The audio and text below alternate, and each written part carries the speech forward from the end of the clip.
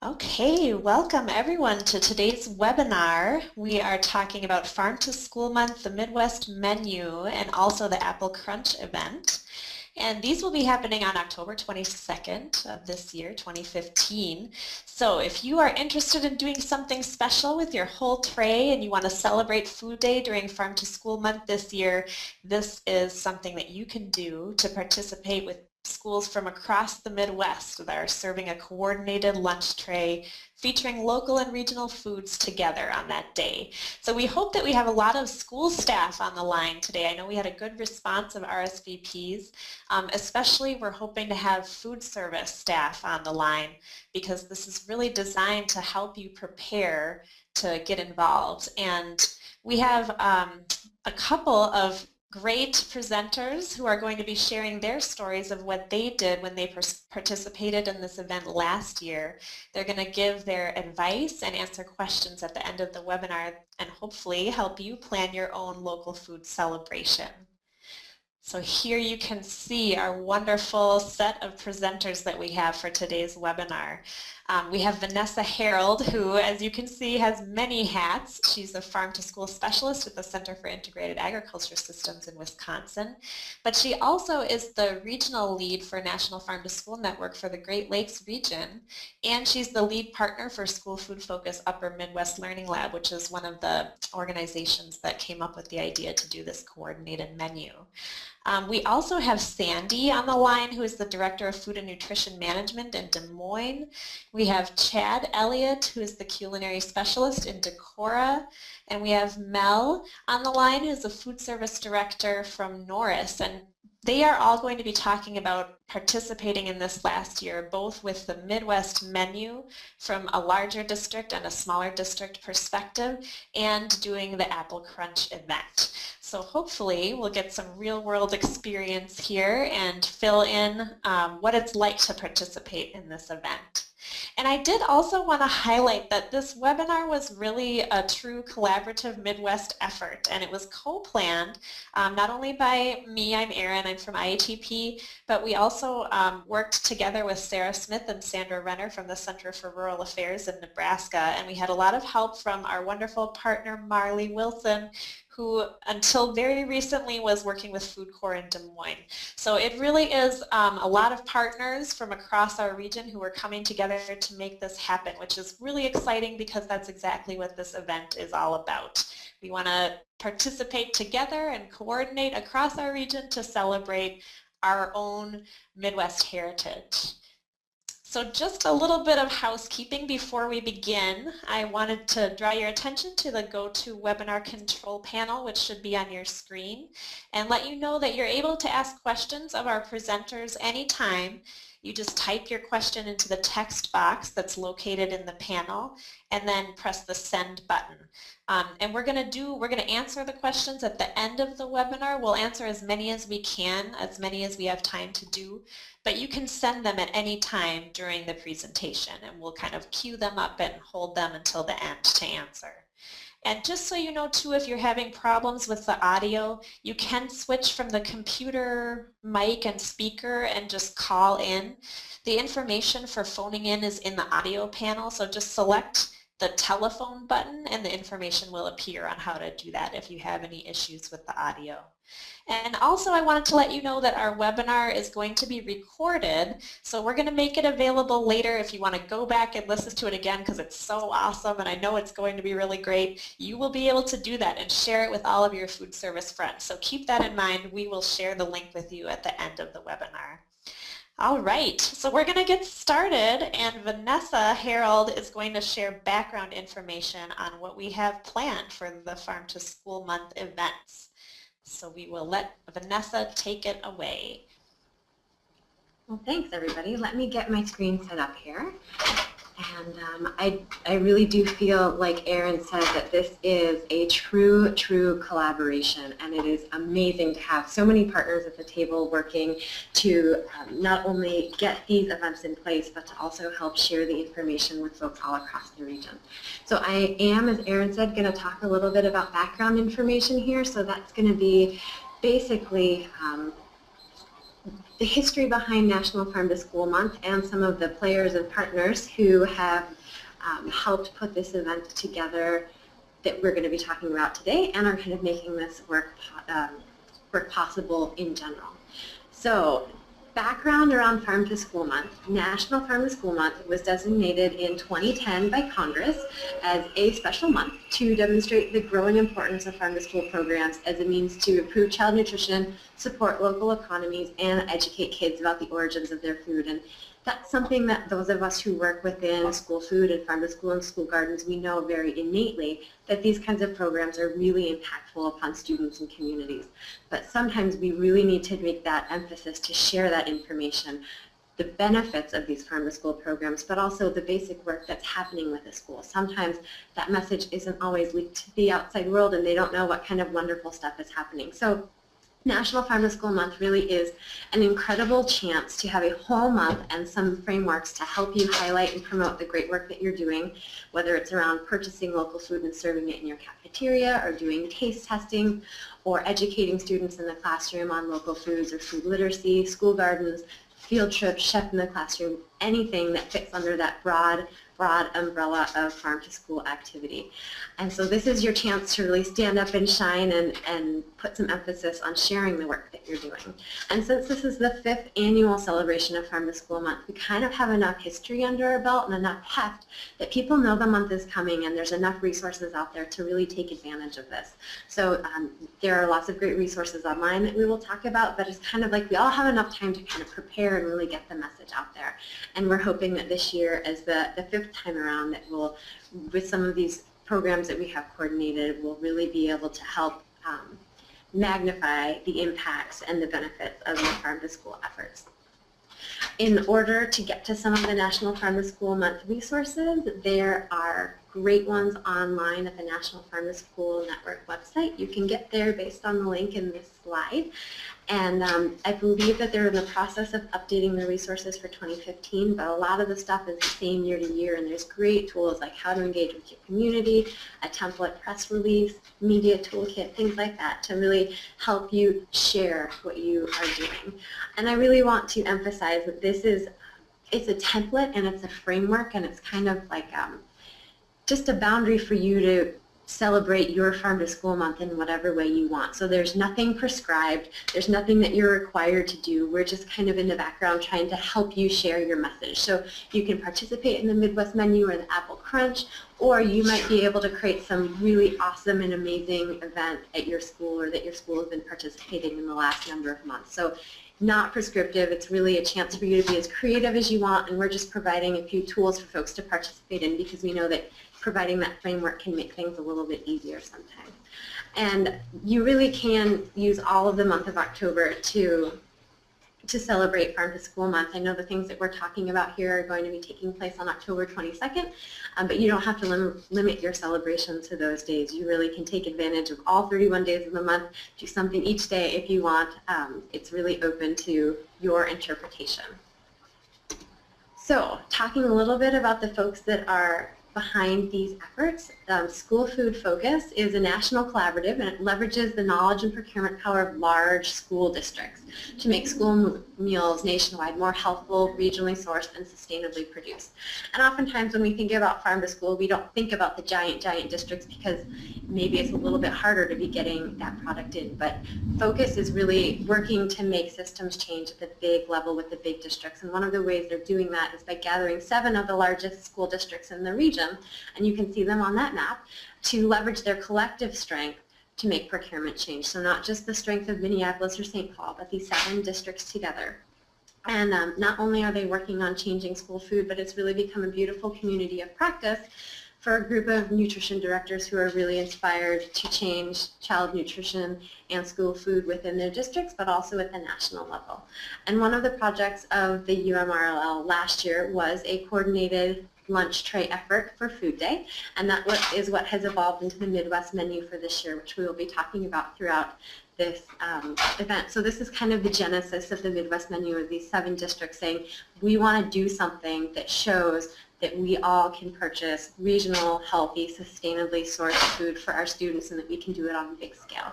And this year is our chance to say, let's open that up and really share that with everybody within the region. Also supporting the work of National Farm to School Month is the National Farm to School Network, which is truly a network of information advocacy and a hub for communities who are working to bring local food sourcing and food and agriculture education into the school system and into preschools. It is truly a network, so there are some national staff across the country, but there are also 8 regions, and with each region there's a regional lead like myself, and then each state has a state lead. So there's lots of great state-specific resources and folks for you to reach out to for help, and you can visit farmtoschool.org to find out who your state or regional lead is if you feel like you have questions and you want to follow up after this webinar. So getting to the good stuff. Within National Farm to School Month, there are a lot of really great special specific opportunities to be celebrating the food that you are serving and to be celebrating Farm to School. And one of those is Food Day. And Food Day we are going to celebrate on October 22nd this year, which is a Thursday. And I'll just say this once so it's not confusing, but in general Food Day is celebrated on the 24th, but that's a Saturday, so that's not going to work for schools. So this year, special day, October 22nd. And it really is an event that is put on by the Center for Science and Policy in DC. It's just about promoting and celebrating the idea of local and regional food, eating real food, and it's kind of like National Farm to School Month. It's a reason to celebrate. So you can do whatever you want with it, and that's sort of the day that we are using for the Great Lakes Apple Crunch, as well as for the Midwest menu. So kind of taking advantage of this national day when thousands of people across the country are going to be celebrating good food in a lot of different ways. We are providing this template, this framework for you to participate as well. So it's exciting because there's going to be so much great stuff around food happening around Food Day. So the 2 events that we're going to be talking about today are the Midwest Menu, and this is the event that was started out of the 7 districts of the Upper Midwest Regional Learning Lab. We'll be going over this information again, but it's a pretty simple framework in the sense that we're going to give you some resources and tools for promotion and to get a good tray together. But what it is a chance for everybody in the region to say, I'm participating in this great way of saying we can put good food on our trays.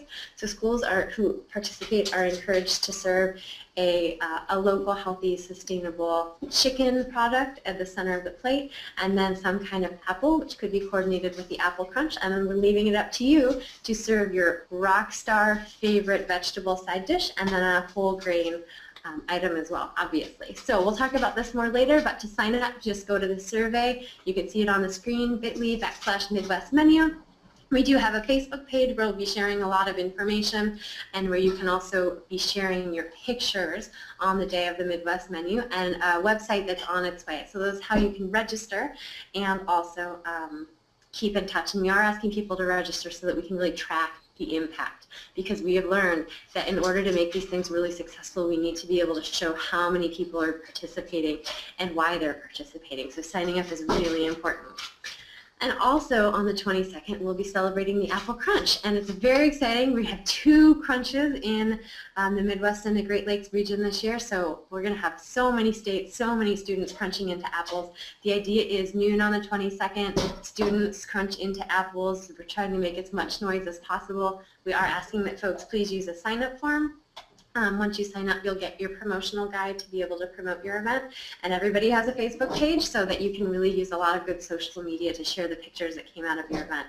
If you look at the Great Lakes Great Apple Crunch Facebook page from last year, go ahead and give it a like, but there's awesome, incredibly inspiring pictures of what schools and communities did last year to celebrate the crunch, including one school that took all of their students out to the athletic field and had them spell out the word crunch and then took a picture of it from the bleachers above. It was pretty impactful.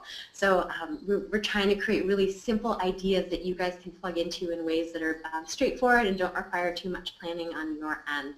But we really, really are asking that folks sign up so that we know just who is doing this, and we can be able to reach out to you and say, how did it go, and make sure that we connect with you to get your pictures.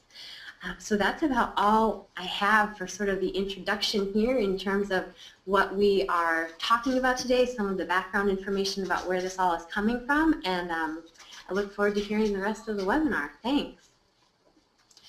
Great. Thank you, Vanessa, for that background information. And I just do want to let everyone know not to worry. I know there were a lot of links in there, but we will share those.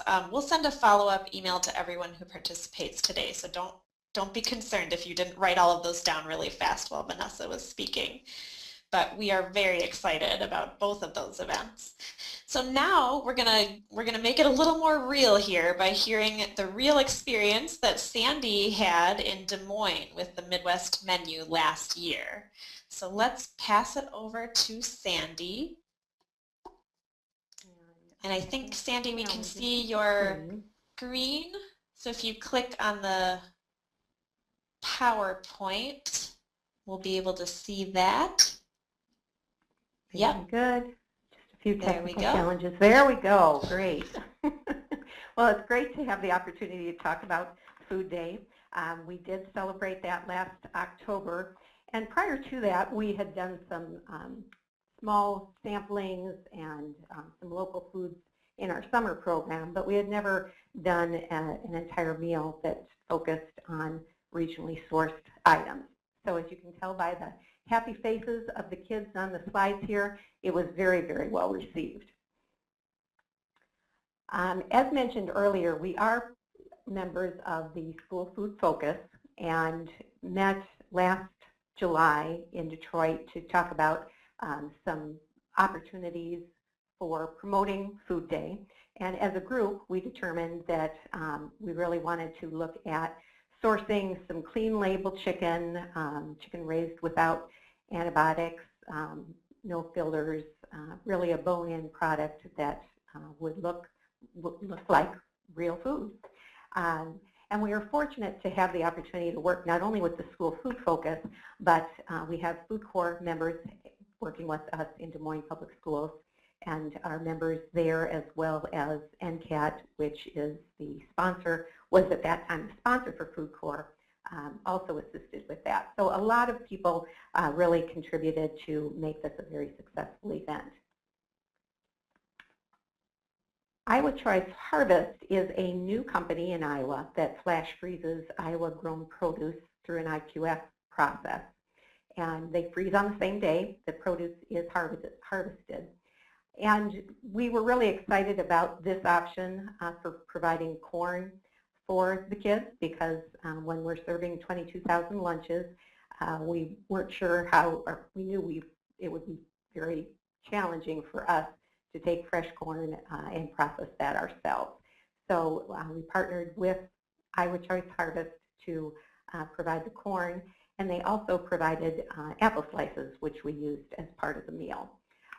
We did actually do some testing of the product earlier in the year at some family nights, and again, it was very well received. And we also had an open house at our Central Nutrition Center, and they were able to provide some samples. So that helped to get interest in the program, or interest in the food, and another way to promote that we were going to have this special day in October. The second slide shows some of the Des Moines school kids actually visiting one of the farms, Griffin Family Farms near Des Moines, which provides food to Iowa Choice Harvest. For chicken, we did use chicken provided by Amplifying Foods in Denison, Iowa last year, and our schools, our practice is to not have a raw product in our school kitchens. So we did purchase a cooked bone-in, raised without antibiotics, totally 100% chicken product to provide the kids. And again, from the smiling faces, you can see that it was very well received. And it was so successful that actually we've added that to our four-week cycle this year, and are working with Smart Chicken to provide that directly through our distributors. So we will have a regional chicken, most likely from Nebraska, that will be on our menu on a monthly basis. Now, obviously, whenever you're introducing new menus, it is important to make sure that staff is comfortable with the product. We did, as I said, have some tastings prior to the day of the menu. And then we also, again, are very fortunate to have dietetic interns who are technologically savvy that were actually able to develop some videos of Chef Chad preparing the items.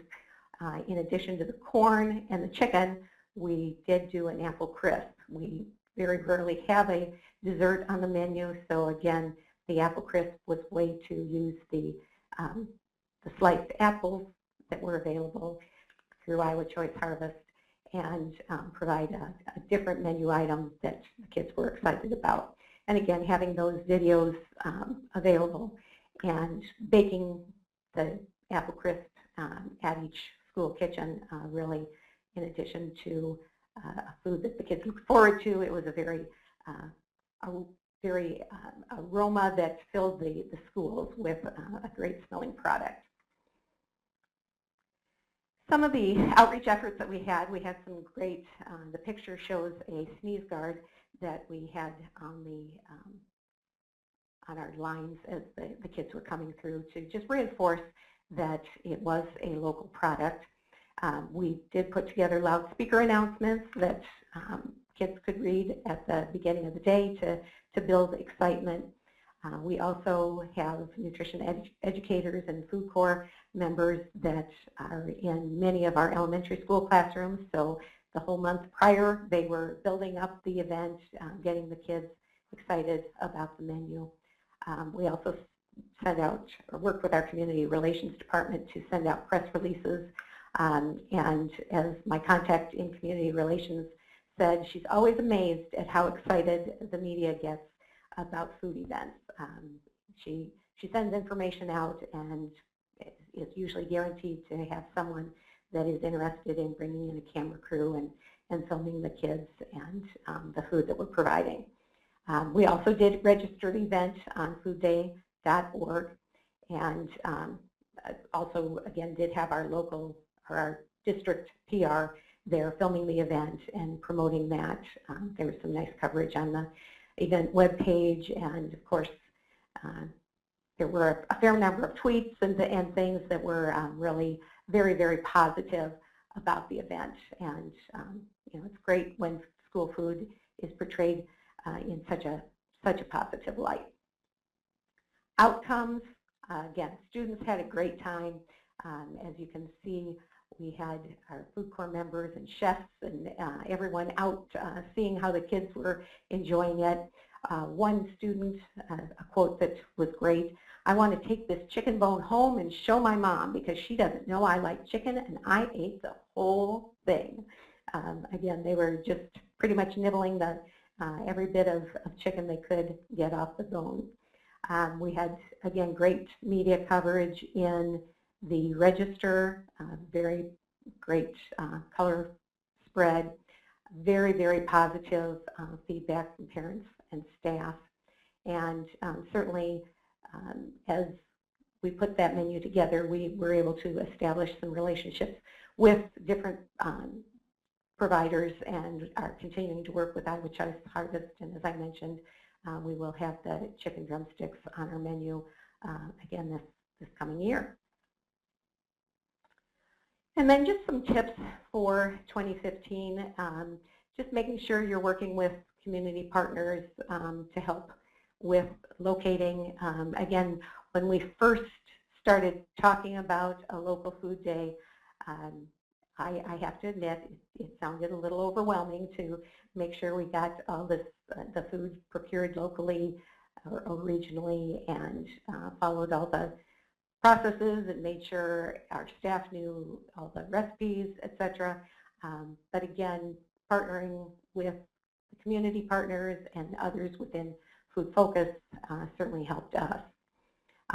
Make sure you publicize your efforts. Again, very, very, very positive input from teachers, principals, parents about the event. So don't just put it on the menu and not toot your horn, because I think you'll be very pleased with the outcome of those outreach efforts. And again, take time to spend the day with students, seeing them enjoying the fruits of your labor as you put out a great menu for the kids in your school. And that's our information on Food Day.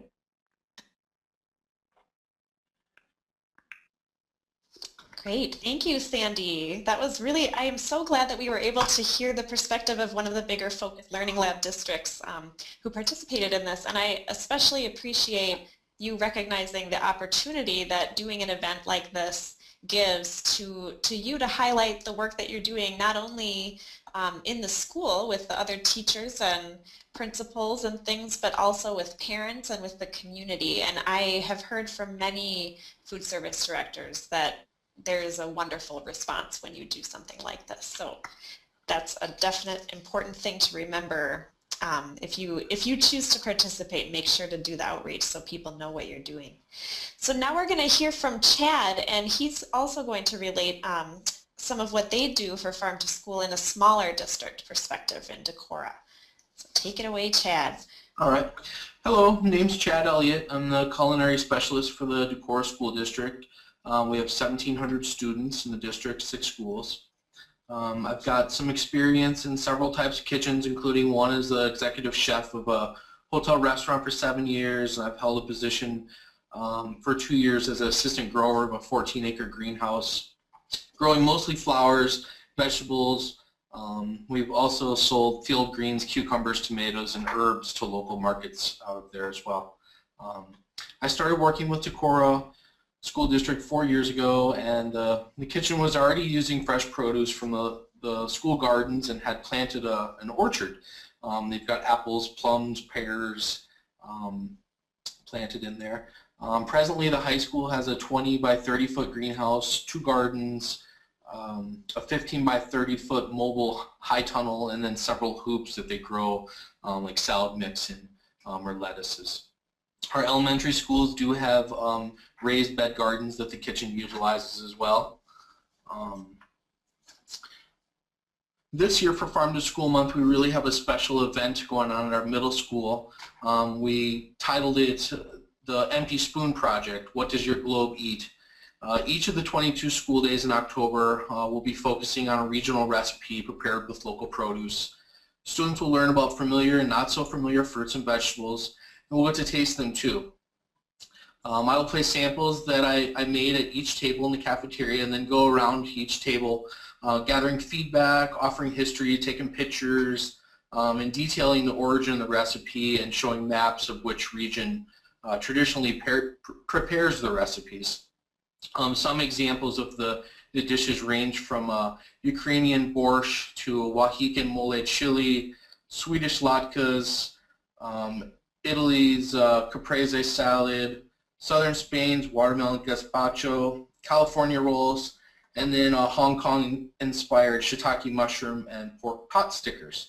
And this project will be funded by a Mission Nutrition grant that we received this year.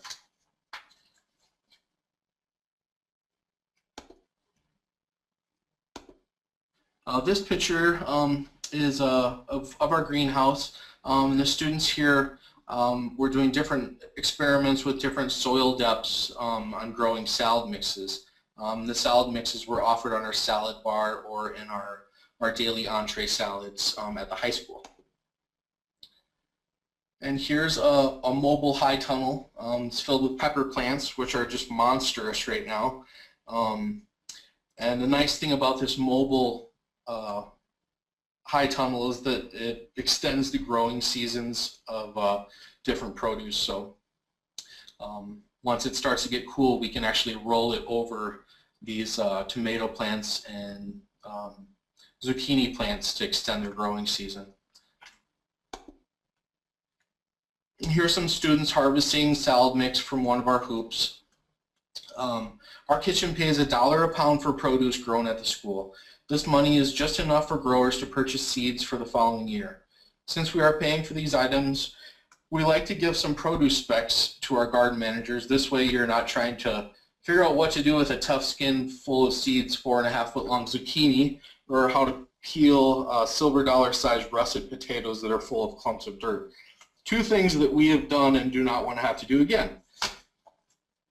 I have some tips for for growing or for using local produce. If you're finding it difficult to make time prepping your produce, it might be time to break out the heavy equipment. When I first started at the school, our kitchens had robo-coops and heavy-duty food processors on our Hobart mixers that have been just kind of sitting around collecting dust.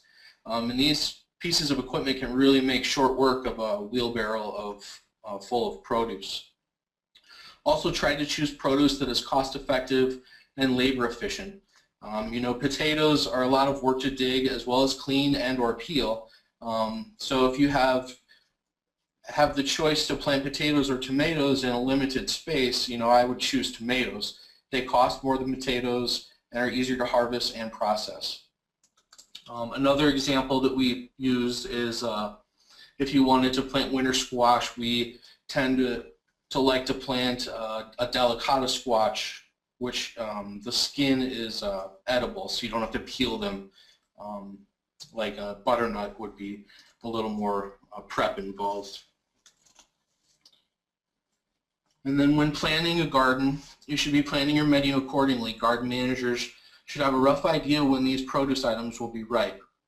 When it comes time to serve your produce, you more than likely will have to switch to some fruits or vegetables around on the menu during the week to match your harvest times. It is likely that you will have too much of something, and freezing your excess works great. We've blanched, froze, and peeled tomatoes for soups, chili, goulash. We also do the same thing for garlic. We'll freeze it in muffin tins and then just have pre-portioned cubes ready for recipes later. And our school grows some of the best garlic I've ever seen before. It's amazing. Heirloom vegetable varieties like tomatoes and peppers are really cool to look at, and they come in all sorts of neat shapes, sizes, and colors. But when it comes time to processing these, sometimes they can be a burden compared to the uniform shaped produce items that we are used to getting. So keep this in mind when choosing seed varieties to plant in your gardens. You want to give yourself plenty of time to process your harvest. Obviously, this will not work for the more perishable items.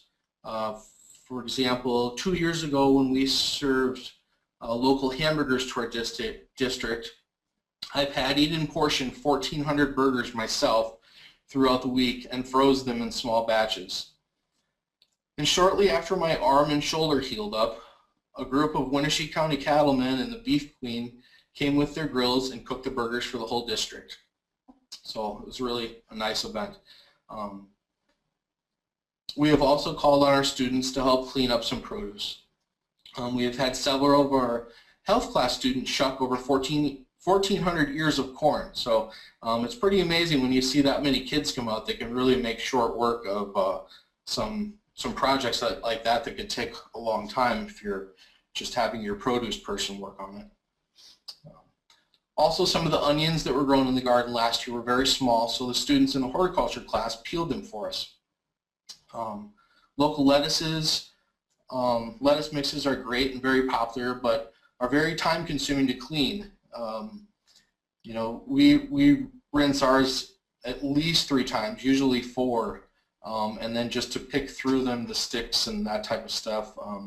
If this is something your school is interested in, I suggest planting only in a greenhouse or under a hoop, because if you do not cover these, it's hard to get out all the sticks, leaves, and grass, and not to mention the slugs and loopers that tend to get in there as well.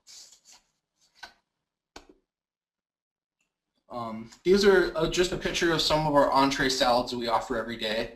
One of them is called Johnny Appleseed Salad. It's got like candied almonds, apples, spring mix, raspberry vinaigrette. We have a Fiesta salad, which is kind of like a taco salad with chicken and black beans. And we have a great Caesar salad, which is just a chicken Caesar salad. And then we also have a chef salad, which is just ham and assorted vegetables and stuff. And quite a few of these items are from our gardens or greenhouses. So And this is a new project that started last year. We have a new biology teacher here at the school, and we've sourced shiitake mushrooms from our very own biology class. The mushrooms we purchased were prepared in a soup for a salad bar that day. But the group in the biology classes, they select students in each class who are responsible for growing. One was growing for constructing, marketing, managing, and then cooking for the project. I was lucky enough to be the guest chef and got to taste each class's creations. I tasted quite a few pasta dishes that day, and even shiitake mushroom ice cream. So it was a really, really neat project, very impressive.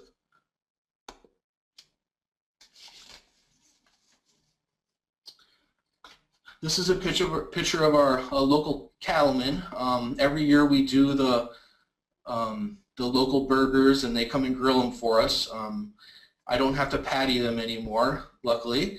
But we purchase about 1,400 burgers every year, and this last year the beef and processing was made possible by Teresa Wimmerslag from ISU Extension and Outreach, Northeast Iowa Food and Fitness, and the Iowa Food Hub, and funding from the USDA Farm to School grant, the Almaquis Community Foundation grant as well. So the kids love it, and it's nice. They cook it right in front of the school, so they see the cattlemen out there cooking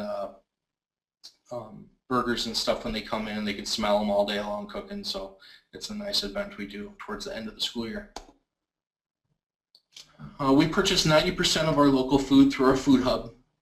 We're really lucky to have them. They offer one-stop shopping and source a variety of products with great prices and service.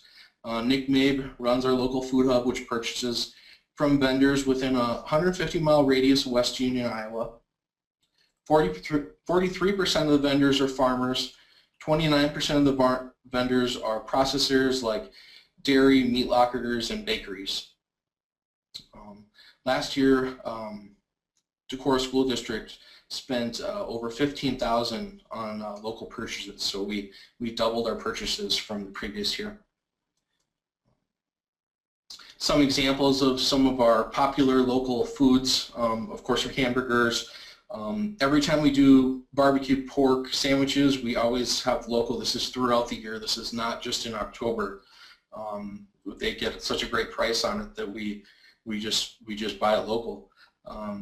Chicken sausage for our pizzas. We make fresh salsa, chili, coleslaw, mashed potatoes, mixed green salad, cucumber salad, Waldorf salad's popular, corn on the cob, strawberries, and yogurt too. We have local yogurt year-round as well.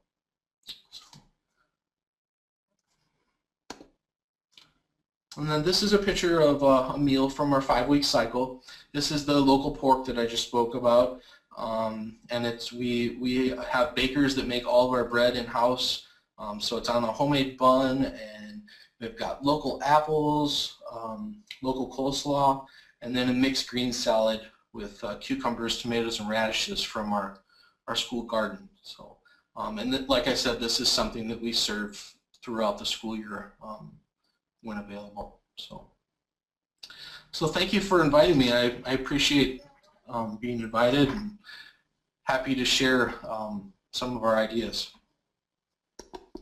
Thank you, Chad. That was so wonderful. I was really excited to hear about the way that you incorporate different culturally specific foods. I think Farm to School can be a really good way to meet the needs of a community that way and also highlight diversity. So that was really cool to hear. And a lot of great information about gardening and using, working together with the kids and other teachers to use fresh produce from the school garden. So thank you very much. I do want to remind everyone who's participating, you can send in questions anytime, so we're putting those in order now so that we'll be able to ask them at the end. So go ahead and send those in. During our last presentation here, we're going to have Mel tell us about her experience with Norris doing an apple crunch. So thank you, Mel. Thank you. As she said, my name's Mel, and I am with Norris, which is a school just outside of Lincoln, Nebraska. We have about 2,100 students on campus, 4 buildings. We are a very rural community, primarily farm kids, and so this is something that really resonates well with them. The Apple Crunch was something new for me. I had never really pushed the farm to school program a lot. Last year was my second year in the position, and so anytime you take on something new in a setting of this size, you have a little bit of a learning curve. So we kind of set some basic objectives in that we wanted to promote farm to school, expand comfort zones, and that included my own as well as the kids, have some fun with doing a sampling, and engage at various age levels that we really, as you'll see here, engaged high school kids and 3, 4, 5 grade level kids a ton. The actions that we did to proceed with this is that we priced out 3 vendors, picked a farm that had a nice variety of apples available for us. I asked for a lot of support. I'm a one-person show as far as the directorship, and I needed a lot of help. So I went to our high school foods teachers and asked for their assistance. We have an advanced food class that was very eager to be involved and learn about the ways this all falls together. They assisted me with everything after we got the apples picked, and we'll show some slides on that here momentarily. I also got our advanced floral class involved. You need to make it look pretty in order for it to buzz. If it doesn't look nice, it's not going to be well received. So we had them assist us with that as well. The bottom middle is what the advanced floral class made for me, and we got all local produce to put out with this. We have a local berry farm that pushes hard with their harvest in the fall, also with pumpkins and gourds. So the advanced floral class did all of that.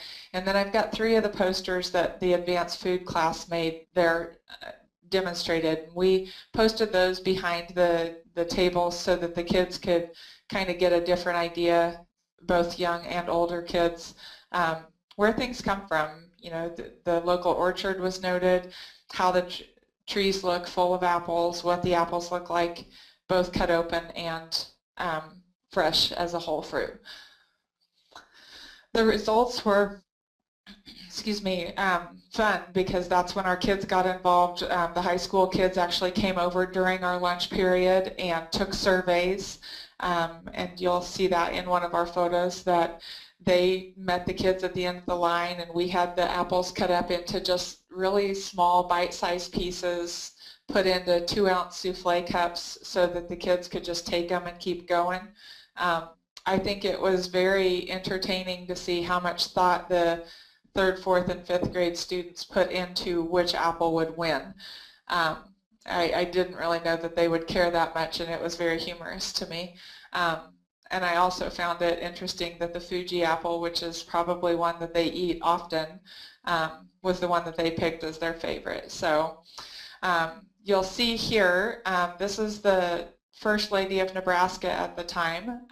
She was able to join us for this exercise, and she got right in there and really engaged a lot with the kids, and was cutting up fruit with us as we went.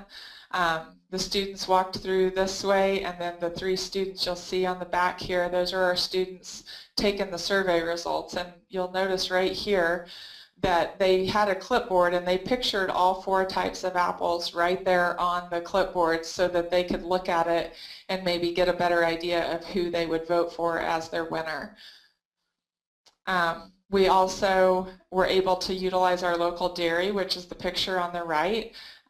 We have a dairy that's about 5 miles away, and they are hugely involved with our school on multiples of levels. They do a lot of recycling, and you'll notice that the First Lady here in the very center is holding a milk carton for us, but it's not a carton, it's a pouch, and the waste is considerably less because it you know, it's a plastic bag. The first thought that goes through your head with that is, you know, how does it not leak or explode? And they don't. I don't know what they're made with and how they can be that strong, but they actually showed us a demonstration video driving over one of the pouches with a four-wheeler, and it did not explode. So really nice product for waste, and really awesome to be able to use our local dairy in such a way. Then on the left you'll see this is everybody that was involved with us in making it a success with all the students that helped us. While the First Lady of Nebraska was here, we also utilized the rest of the time to really promote the other things we're doing with Farm to School. The photo on the left is our kids in our greenhouse, and they function year-round with things. They sell poinsettia plants at Christmas time, usually about 200 of them. And then in the spring, they do huge greenhouse sales with just plants and flowers. And then on the right is one of our third grade classrooms, and they have a garden that they're in charge of as the third grade. And the kids do rotate from room to room, so everybody gets the ability to kind of utilize the time and get a grasp for what it's really all about. So that's all I have. Great, thank you, Mel. I feel like it's really important the way that you highlighted getting support from the rest of your school and from other partners to do what you did. And I think that can really help food service directors who feel like they can't do everything all by themselves, so they don't feel alone. So that's really important. And I also wanted to point out your great use of getting local superstars to come to bring some attention to your events by using the First Lady there and having her come and see what you're doing. And I have heard there's been great success in districts inviting local representatives if they want to support some kind of policy change to encourage healthy local school meals. That's something that you can do, is also invite some of your own local representatives to see the good work that you're doing and how important it is. So thank you so much for that. And now we are going to have time for questions and or comments. So please do send them in. We have a couple already, and I will ask them to the different presenters as they come in if they're directed to individuals. Otherwise, you can also ask general questions. We did have a question for Sandy. Someone was asking about how much each of the lunches cost when you were using local products. And I think that does tie into a larger issue that some food service directors worry about, is what is the general cost comparison of getting local foods? That is a good question. When we priced the menu, it wasn't significantly more. It was about 10 to 15 cents higher than our regular meal, but again, very much worth the positive publicity that we received from that. Certainly on a day-to-day basis, we are trying to, as I said, incorporate some of those items. With the chicken, for instance, we were able to put that out to bid in a larger quantity, since we would be serving that once a month instead of just the one time. So we were able to get better pricing doing some more planning ahead. Mm-hmm. Yeah, that's great. I think from what I've heard from other food service directors, it does also really depend on the food item and the timing. As you said, if you plan ahead, you can sometimes get good prices. And I've heard, for example, I know that in Minneapolis, they are able to get a local ground turkey product that is from a sustainable family farm located in our region, and it's much cheaper actually than getting the commodity beef, ground beef. So that was a replacement that they were able to make. And some have also been able to get an organic squash that was a seconds product, so it was just cosmetically imperfect but still in good shape. It in any way damaged, and they were able to get that for a cheaper price than getting a non-organic product shipped in from a different region. So there are deals that you can find if you kind of do your research and look around. And also if you're purchasing in, Chad had mentioned being able to freeze during the high season for tomatoes, and you could buy a lot of tomatoes when they're in season and then preserve them in some way. I think freezing is the easiest way, and then I've heard of districts that use those throughout the year, and that's another really good option. Now we did have another sourcing question. Chad, someone was wondering if you made the coleslaw for yourself in-house, or do you get it from an outside processor? Yep, we make it in-house ourselves, and I think they could process it for us, but we process it ourselves and make it. Yep. Great.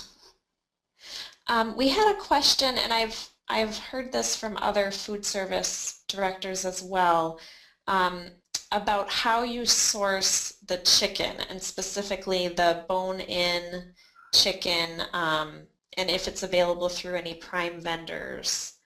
And I think we have different people getting it from different regions, or different suppliers here. Yeah, again, for last year's Food Day, we did work with Food Focus, with those larger districts to make that purchase. But for this year, we actually are working with Reinhardt, which is our distributor, and they're bringing that in, and we'll be supplying to that product as we order it. And this is Vanessa. I want to add to that we recognize one of the biggest challenges will be getting that protein for the center of the plate, and we are planning to put together a resource that at least lists all of the products that are considered healthy, regional, sustainable, that the Upper Midwest Regional Learning Lab has helped to develop, as well as some other good resources on purchasing or procuring local proteins as well, just because it might be new territory. And I want to suggest that having this great chicken that we're talking about at the center of the plate is sort of what we're looking at as an ideal, but we would rather have people participate in some other way. Maybe if you have a great local beef, or you have a great other local protein that you could put on the center of the tray instead. You know, work with what you have. Don't feel like just because maybe you can't get the right chicken that you can't participate. Great. So you can look forward. We will have more resources available on that Midwest Menu site that will give you some direction about how to source the protein. But I think it is important, as Vanessa said, to recognize you can make it your own and do different things. And that leads me to the next question, actually. So for the Midwest Menu, what the event is we're asking that everybody have the same menu on October 22nd that includes the chicken and then a local apple, but then you get to decide what vegetable and what grain item that you're going to highlight. And I was wondering if our food service people could tell us how they decided on what local vegetable they wanted to highlight. I know Chad, or Sandy, it was Sandy that you did the corn, didn't you? Correct. Mm-hmm. Okay. Yeah, corn is certainly a very popular item with kids, and since we were working with other districts in the Midwest, we were trying to identify what would make this an Iowa meal. So certainly corn was the first vegetable that came to mind because of the popularity with our kids, as well as it being an Iowa food, as well as being available through Iowa Choice Harvest. Mm-hmm. This was something we talked about when we were doing the planning for this year, was should we ask everybody to serve the same vegetable? And we really liked Iowa's example that they chose something that was very special to their state. So it has the connection by having the chicken and the apple, which everyone in the Midwest is doing, but then they were able to choose something that was very specific to their own local pride. So it is empowering for all of you to think about what would you use if you were going to do something like this in your own region, and what's special about your region that you would like to highlight on this day to show local pride. And then another question that I wanted to get your advice about is how you would do publicity for the event. If you did participate, what are the venues that you would use to do outreach to make sure that people in your community knew that it was happening? And maybe Mel, maybe if you have ideas on that, that would be great. Well, I agree with the sneeze guards that were pushed earlier in the video. I also think that you can find audiences in, I guess, what we call pods, and that's when our grades meet together as one group and you talk to them about different things that are coming up. It's their version of announcements or a daily bulletin. Is what we did with ours for the intermediate school. But for our high school, we're trying something new this coming fall, starting next week, with menu boards that are digital. And we're going to promote our Harvest of the Month kind of a situation on the menu boards. And then we're kind of looking into some stuff with Twitter. And we're really going to hit different audiences with that. Obviously at school with the menu board, you're going to hit the students. But I think parents tend to follow a little bit more closely than students on Twitter. I know that's definitely the case for our school. Is, you know, I'm a mom to the kids here. They don't want to hear what a mom has to say because we don't know anything. But the parents are curious. Great. I would also say to that we've had a lot of luck with local, both local newspapers and also your local radio stations being really interested in doing a story about this. And they have, a lot of times they have quotas of they need to make a certain number of stories, and they're really open if you contact them to having such a feel-good story. It has kids, it has local farmers, it has yummy food, and it's really wonderful. So I would definitely recommend doing outreach to some of your local media because they will be happy to come and highlight what you're doing as well. We have another question here. Oh, go ahead. Erin, can I jump in on that? This is Vanessa. We're also considering in Wisconsin this year doing some cross promotions with restaurants or grocery stores around the Apple Crunch, because that's a little bit more straightforward, but it would work for anything on a Midwest menu. But just using the logo for the Crunch and having it positioned around all your local or regional apples at your local grocery store partners, or to do some kind of feature with local restaurants where maybe for the entire week they serve a special apple pie or something like that, and have little table tents that are promoting the Crunch that's coming up at the end of the week. So there's ways to think outside the box and be engaging the entire community outside of the school community as well. That's a great idea. Thank you. And I think we have, let me see, we have time for one more question here. Let's see here. They were asking what kinds of grains have been used in the last year. And I should say last year we didn't actually include a grain item on the menu, but this year we'd like to do that. So what ideas do you have for grain items to highlight this year?